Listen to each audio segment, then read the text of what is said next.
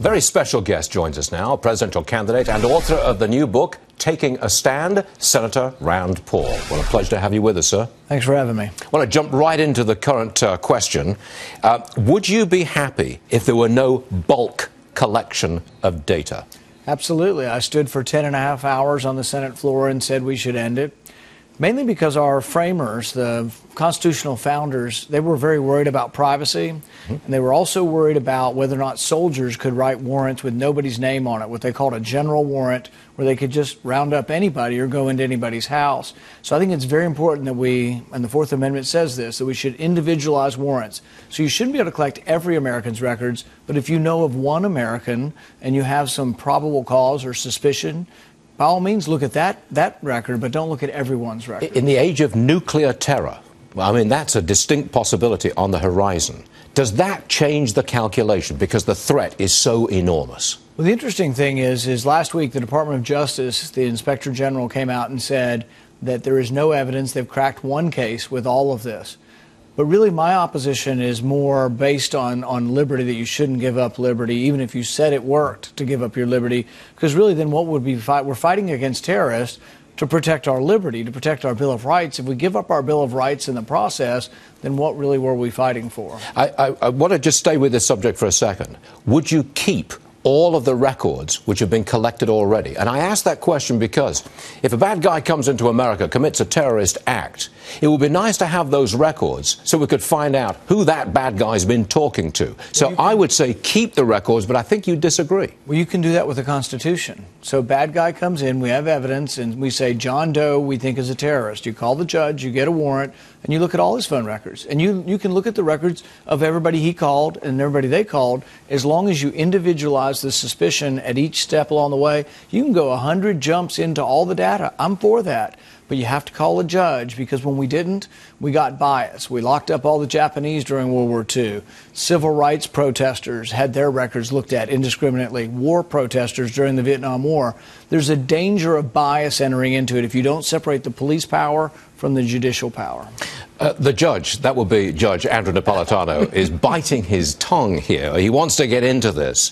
You and I profoundly disagree about the threat in the nuclear age, don't we? Well, I don't know that we disagree about the threat. We disagree about the remedy. I agree with everything that Senator Paul has just said. No matter how serious the threat, you don't give up your liberty, because liberty once given up doesn't come back. And he's given a lot of historical examples. But what is profound for an argument that you and I have, like the one Senator Paul had with Brian Kilmeade this morning, is that we now know for the first time that the Justice Department itself acknowledges the Patriot Act hasn't worked. It hasn't stopped a single plot, and it hasn't aided in the prosecution of a single defendant for a terrorist-related crime. Failure in the past is no reason to negate the whole structure in the future. It absolutely is. Yeah, but what I would say, here's the point. People set this argument up as all or none, that if we don't have bulk collection, we won't have any collection. I am for collection of data on people who would attack us, so I'm not against that. If I'm the judge and you call me and you say, John Doe, we have evidence, and this is how it works. But we don't know until after the event, do we? We have no evidence of anyone that's ever been stopped where we didn't already have some suspicion. So use the suspicion. And the other thing is that as we build the haystack bigger and bigger, if we have every American's phone record in there, I think we get lost in the haystack and we can't find the needle.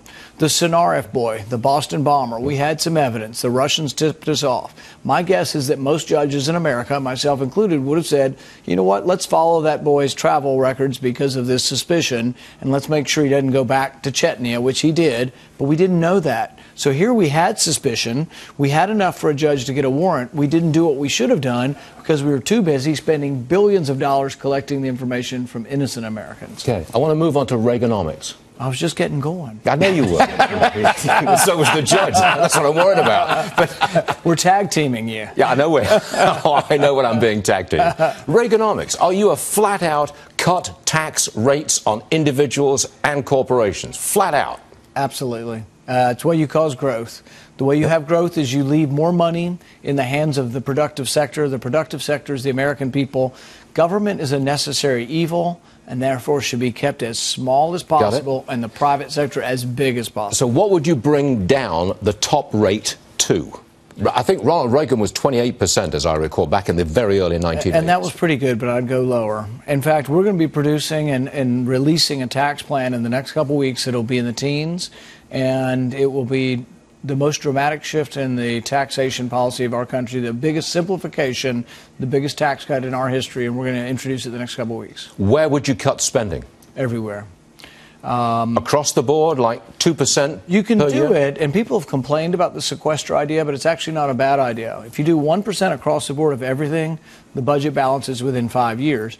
But you could say we'll do 1% of everything, or if you'd rather preserve national defense, which I would, why don't we cut more from another segment of the government? Why don't we cut 10%, or why don't we cut 100% of the Department of Commerce, maybe 100% of the Department of Education, and then maybe 50% of many other departments in order to maybe preserve our national defense. Is this in the book? Taking a Stand, Moving Beyond Partisan Politics to Unite America. Is it all in there? Yes. What we talk about is a host of things, but we also talk about how the message can be bigger. I talk about criminal justice and how we've disproportionately arrested and incarcerated too many African Americans, and we need to fix our criminal justice. I'm sorry to be so distracted, Senator. I'm just looking for the name of Judge Andrew Napolitano in the index and the credits. And I'm sorry to say, I can't find it. Is you it need there? your glasses, because he is in it. All right.